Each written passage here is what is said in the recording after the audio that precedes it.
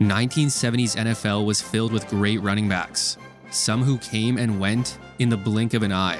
The Redskins' strategy was less complicated. Simply give the ball to league-leading runner Larry Brown. An unforgiving era, which saw top talents seemingly vanish overnight. Brown's brilliant bursts used to be fairly commonplace in Washington, but injuries have robbed him of his greatness. In the late 60s, Washington brought in an afterthought. 4 years later, he was the MVP of the league. Number 43 runs every type of play with equal success. He is quick through a hole. He can cut back inside on a wide play, thus rendering a containment policy ineffective against him. And he knows how to use his blocking on the sweep. That's the kind of player this great little back is. Stop him one way, he'll find another way to beat you. Larry Brown wasn't the biggest or the fastest, but he had more heart than anyone. Great little football player. He's not the biggest around, 195 pounds, but he runs like a small tank. The hardship of his youth hammered a toughness into his manhood. And today, Larry Brown is the most courageous runner in football. I tell everybody that I had to run home like that every night in Pittsburgh. He started slow because he didn't know when to start. And that's when they said that they told the Lombardi that I had a totally deaf in one ear. Once he got going, he looked Hall of Fame bound. But for anyone who has ever thrilled to number 43's abandon and bravery, there can be no doubt that his spot in the Hall of Fame is already won. Way to go, Larry! Way to go! But the knees of a workhorse only last so long. And for Larry Brown, was it long enough? There are names that are thrown out that are worthy of wearing a gold jacket. I think I deserve it. I don't know why it's taking 50 years. Let's jog your memory. Larry Brown came up in the Hill District of Pittsburgh, Pennsylvania. It was a tough environment to say the least. Most would find solace on the football field, but even that was tough in the 60s. Brown attended Shenley High, and all-out riots weren't exactly uncommon at football games, usually when a white school played a black school. Brown knew to keep himself out of those conflicts, because on the field, he was good. His team was not, so he wouldn't get much recruiting attention.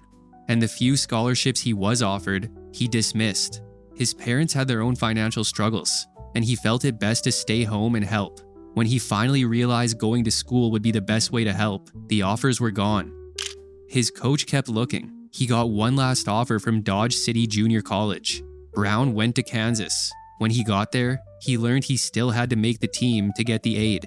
He did, and by his sophomore year, Brown was a standout. He accounted for a good chunk of the Conquistadors' offense. He was named first-team All-Conference and garnered an honorable All-American mention. He also garnered a promotion to D1. Originally, there were reports that Brown would be attending Southern Illinois, but when National Signing Day came, he was staying in Kansas, joining the Kansas State Wildcats. Year one in Manhattan was positive for Larry Brown. He was named the starting fullback in a pass-heavy offense. The sub-200-pound Brown was used more so as a blocker, and a good one at that. But when he did get to run, he was impressive, averaging 5.6 yards per carry on his 50 attempts, for a Kansas State team that won just a single game. For parts of his senior year, Brown was the lead back, but it wasn't as successful as expected. The Wildcats welcomed quarterback Lynn Dickey, and now they were really airing it out. And on the ground, Brown was part of a three-headed attack, splitting carries with Cornelius Davis and Mac Herron, so he only carried the ball 111 times. But after averaging over 5.5 yards in 67, Brown was down to about 3.5 in 68. Kansas State did win a few more games, but they were still far from a contender.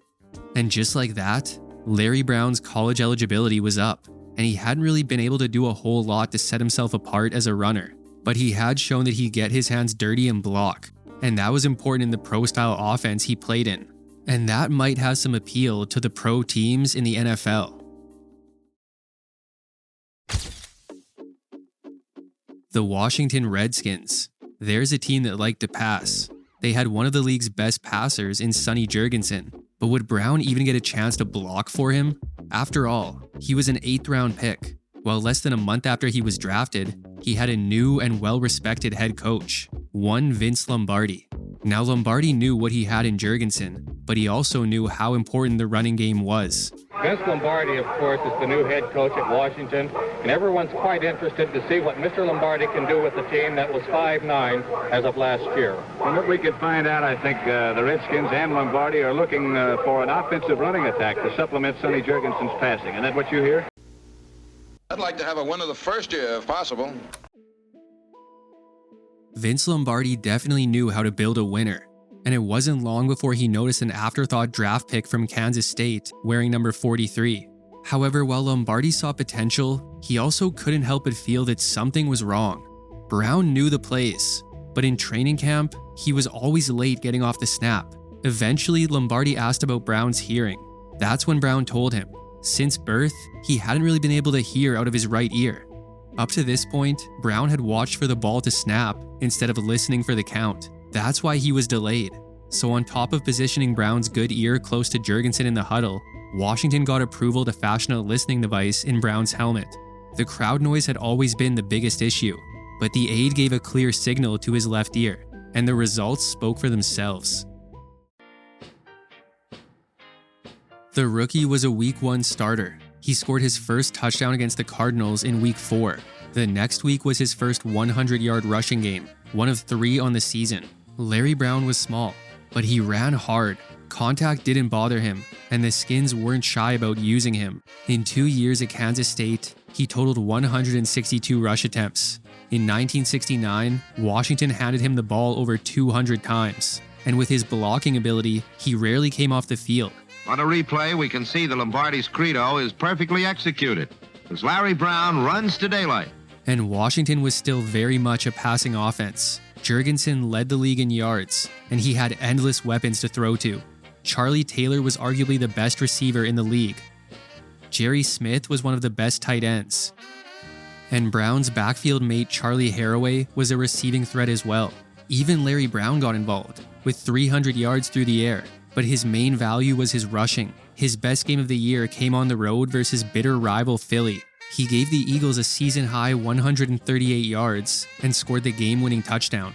Upon season's end, Brown's 888 yards was a Redskins rookie record and a top 5 mark in the league. He was named to the Pro Bowl and finished as runner-up to Dallas's Calvin Hill in Rookie of the Year voting. The 8th-round pick was proving to be a steal, and while Washington wouldn't get a playoff berth, they turned in their first winning record since 1955. And for Brown, his first NFL season had seen him rush for 888 yards and 4 touchdowns, while hauling in 34 passes for another 302 yards through the air. Things were looking up in Washington. The franchise hadn't been to the playoffs since the mid-40s, but it looked like that drought would end soon. They had one of the most dangerous offenses in the league, and with Larry Brown, they finally had the ground attack that they had been missing for years. Vince Lombardi had injected some life into the franchise, but sadly, his own was nearing its end. Tragedy struck the Washington Redskins in 1970, right on the eve of our season opener. Death took Vince Lombardi away from us. Vince Lombardi had unknowingly been battling cancer, and quite unexpectedly, the battle was lost in September. The football world lost a legend, and the Redskins lost their leader. They were giant shoes to fill, but the front office stuck with the guy who had been filling in all summer, Bill Austin, and he had his work cut out for him. The now 26-team league was set to be a whole lot more competitive after the completion of the AFL-NFL merger. But even with the merger, Washington still possessed one of the league's best rushers. To kick off the season, Brown averaged over 12 yards a carry in Week 1. He surpassed 100 yards on the ground in each of his next 3, and in all 4 of those games, he found the end zone. The 43 play, the give the ball to Larry Brown play, was an effective running attack. Halfway through the season, and Washington were holding their own, sitting at a respectable 4-3. Then they dropped 5 straight, and their playoff hopes had all but evaporated. But through the ups and downs, Brown was consistent. Not only was he a great rusher, he was still a threat in the passing game as well. But he wasn't just a great rusher in 1970, he was the best in the NFL. In the 13th week against the Philadelphia Eagles, All-Pro Larry Brown became the first Redskin back ever to gain more than 1,000 yards. For the season, he gained 1,125 yards, was the league's leading ground gainer and the best running back in pro football. Brown was small and quick, known for his cutback ability. He could burst through for 7 or 8 yards before he was touched, but you have to have holes to go through, and a running back is only as good as his blockers. Brown knew he had a good O-line, and he couldn't forget Charlie Haraway. Did you ever play with a guy that was more protective? Oh, he protected me. He still protects me today. Yeah, he was a good soldier. I mean, a good foot soldier. And I mean, he could block. So the second year back was the league's leading rusher and totaled the second most yards from scrimmage. That was good for a first-team All-Pro selection.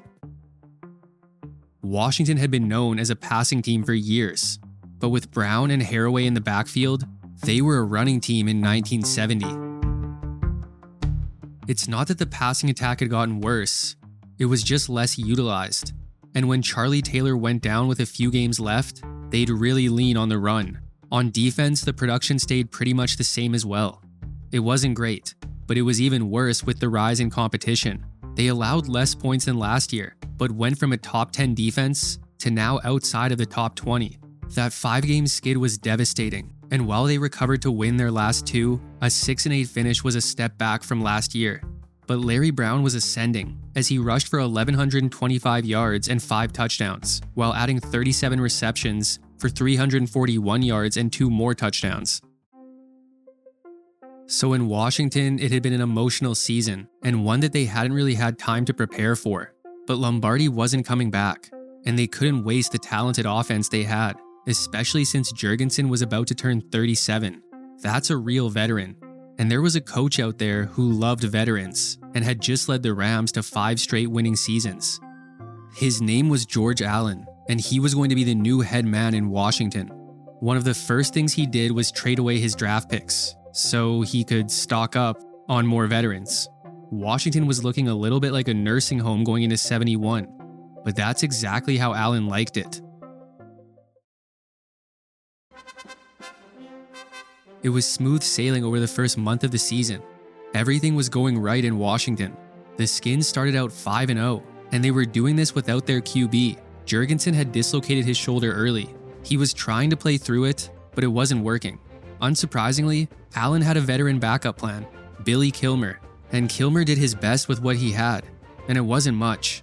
In week 6, Charlie Taylor was lost for the year, and Jerry Smith only managed 8 games himself, so it was a thin receiving core for Kilmer. Fortunately, Washington still had their ground attack. When the Washington offense did move, it moved in the tracks of number 43, Larry Brown. Brown was on pace for another 1,000-yard season. He capped off their 5-0 start with a season-high 150 rush yards against St. Louis. But as the receivers went down, the offense became one-dimensional. Washington leaned on the run, and the opponents expected it. Brown had over 430 yards in his first 5 games. He had just over 500 the rest of the season. And when he was forced to miss a game due to a blood clot, his 1,000-yard hope slipped away. So the offense was not what fans had become accustomed to. But to their surprise, neither was the defense. Going into the year, most thought they were over the hill, and they were. The over-the-hill gang. Allen's band of veterans were smart and effective. It was an incredible turnaround. It was near impossible to run on the Skins. They were intercepting everything. And without their now top 5 defense, they wouldn't have been in the position they were going into a Week 13 matchup with the Rams. Well, Howard, it's a big game for the Redskins because a win would put us in the playoffs. At the start of the season, nobody gave us a chance, especially after we lost Sonny Jurgensen. The Washington defense was allowing a lot of yards, and their offense wasn't getting too many on the ground. Brown was stuffed all game. He carried 27 times and averaged less than 2 yards. But with the first half winding down, he scored a huge touchdown. All right, on 4th down, the Redskins are going from 2 feet out. Brown, touchdown, Larry Brown. The score put the Skins up 14. They scored the first touchdown of the second half as well. Then, with the defense forcing some key turnovers down the stretch, Washington left LA with a win and a spot in the postseason. The Skins were 9-4-1, their best finish in nearly 3 decades. George Allen was named Coach of the Year, but none of that matters in the playoffs. The divisional round brought the San Francisco 49ers, and the Skins would be leaning on Brown. The third-year back had 84 yards on 27 carries. He also had 64 yards through the air, which made up more than half of Washington's passing offense. It was a back-and-forth game, but turnovers were the difference. San Francisco took care of the ball. Washington gave it away 3 times. Brown had a fumble of his own, and although he scored a fourth-quarter touchdown, it was too little, too late. Washington was going on vacation after a 4-point loss, as Brown ended his season with 948 rushing yards and 4 touchdowns, while adding 16 receptions for 176 yards through the air and 2 more touchdowns. It was a loss, but it was progress. Washington had direction and an identity, the oldest team in the league, but Larry Brown was only 25, and those young legs would do damage in 1972. Washington's offense was expected to be much more dangerous in 72. Charlie Taylor was back and healthy, re-establishing himself as a top option. Jerry Smith also played the whole year and was a red zone threat. And with veteran Roy Jefferson rounding it out, the Skins had one of the best trios in the league. Allen had liked what Kilmer did last year, so he began the year as the starter. He played the first 3 games and the Skins went 2-1. Then he went down. But no worries, Jurgensen was more than capable. The old redhead guided Washington to 3 straight wins, but after his first pass in his 4th game, he went down. He walked off under his own power, and by watching him, it didn't look too bad. It was. Jurgensen had torn his Achilles, another year down the drain, but Kilmer came back, and Washington kept winning, 9 times in a row to be exact. The over-the-hill gang continued to drink from the fountain of youth, giving Washington a top 3 defense in the league. The passing game was dangerous again, and that opened up the run.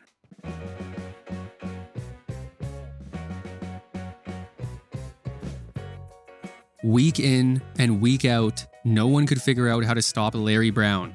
Early in the year, he was doing all his damage on the ground. He rushed for at least 100 yards in 4 of his first 5 games. His style is one of total abandon, and it has made him pro football's premier runner. In week 6, Dallas held him to 95 rush yards, so he just got his 100 through the air, his first 100-yard receiving game. The next week at New York, he rushed for a career-high 191 yards. That's the kind of player this great little back is. Stop him one way, he'll find another way to beat you.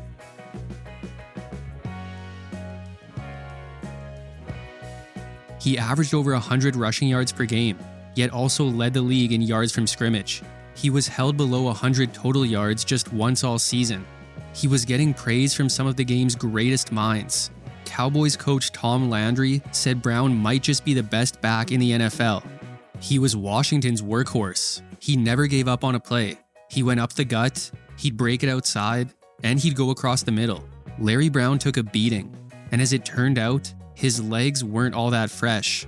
Brown ended almost every game in pain, his legs swollen and bruised where tacklers had punished him for his boldness.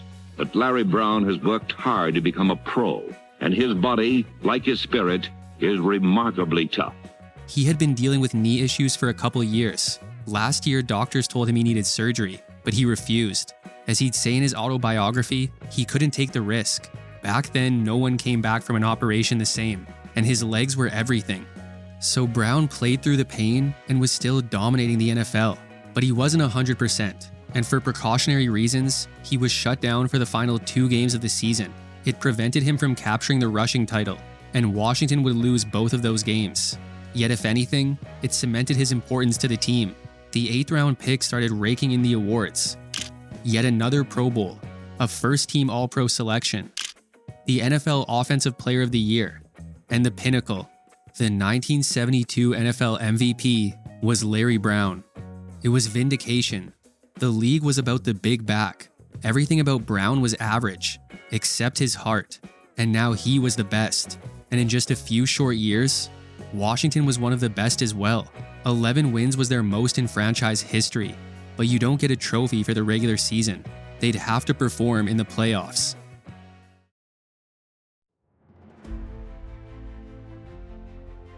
Brown was back for their divisional round matchup with Green Bay. Washington didn't ease him back either. He carried 25 times for 101 yards as Washington controlled the clock. The Packers were held to a field goal, and Skins fans saw their first postseason victory in nearly 30 years.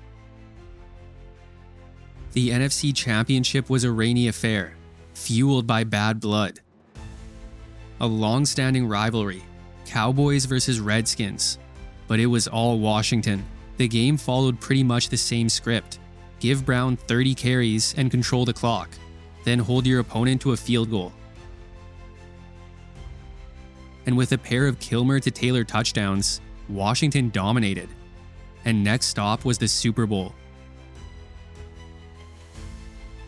First of all, we have a team coming in here undefeated, untied. The Miami Dolphins. No team has ever come into the Super Bowl with an unblemished record. No team has ever won 17 games in a row in a professional football season. Miami is shooting for that record today. I think they have a great defensive ball club. And, you know, you can't say anything bad about a team that's been 16-0. Washington would be battling with perfection. The 16-0 Miami Dolphins looked to make history, and this was an old-fashioned defensive battle.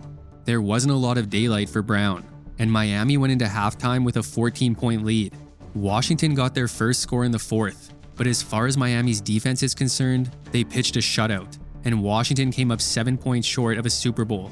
Brown didn't get the trophy he wanted, but his MVP campaign had seen him rush for 1,216 yards and 8 touchdowns, while adding 32 receptions for 473 yards and 4 more touchdowns. It doesn't get any better than an MVP season. However, there is an elephant in the room, and that's fumbles. Brown had 9 of them in 72. He had 6 in each of his first 3 seasons. Was ball security a problem for him? Absolutely. But possession in the 70s was different than it is now.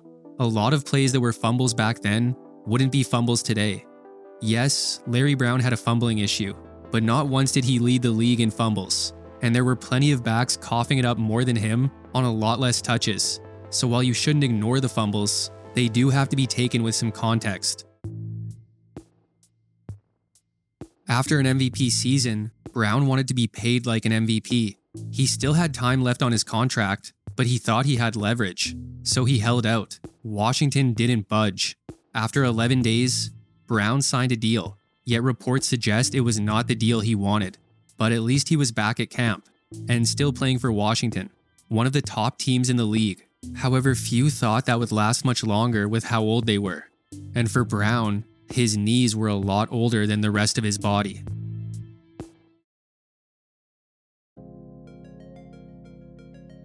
The 73 season started, and it was quickly apparent it was a different Larry Brown running the football. He had always been a volume back, so Washington kept force-feeding him, but he couldn't get anything going.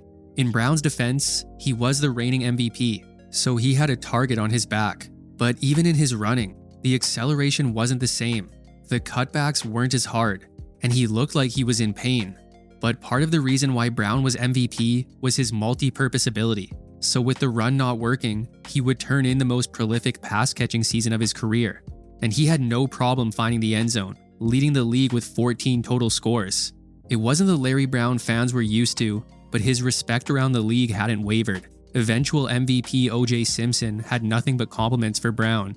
Size, pain, whatever. Larry Brown isn't backing down to anyone.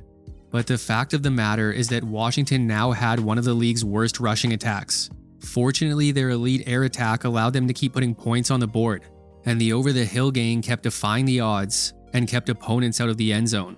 Going into the final week of the season, the Skins were 9-4.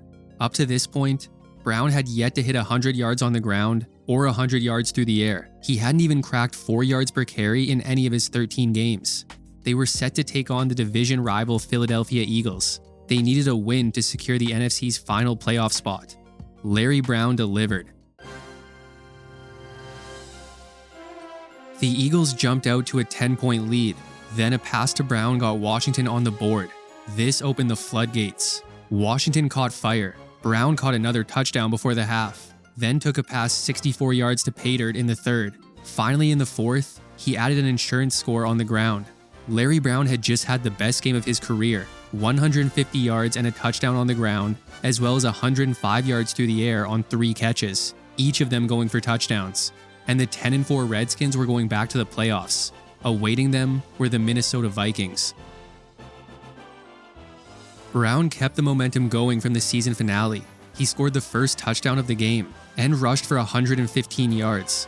A fourth-quarter field goal gave Washington a 3-point lead. Then Minnesota scored 14 unanswered, and the Skins couldn't regain control. The defending NFC champs were already going home, as Brown finished his MVP follow-up season with 860 rush yards and 8 touchdowns, while adding 482 yards and 6 more touchdowns through the air. It was the first time since Brown was drafted that he didn't end the season at the Pro Bowl. Production-wise, it hadn't been that bad, but it was just that it had taken so much volume, and he didn't have a true dominant performance until the last week of the season. And with Brown still refusing surgery, it didn't seem like 74 would be much better.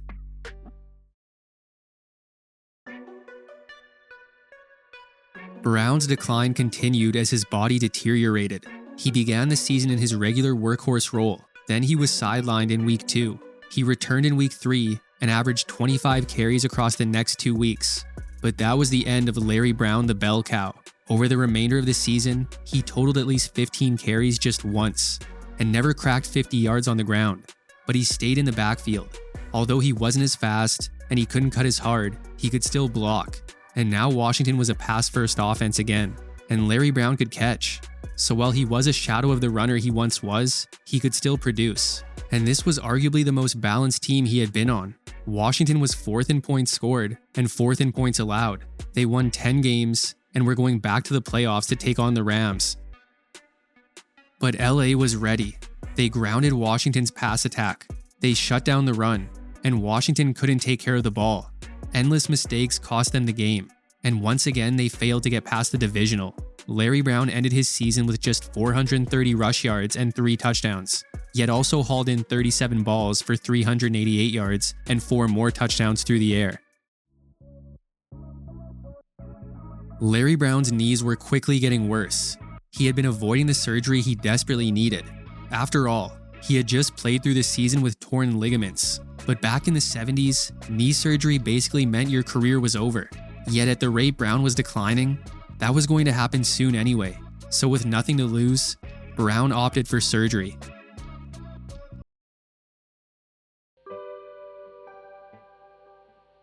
You could blame the operation, or you could blame his body.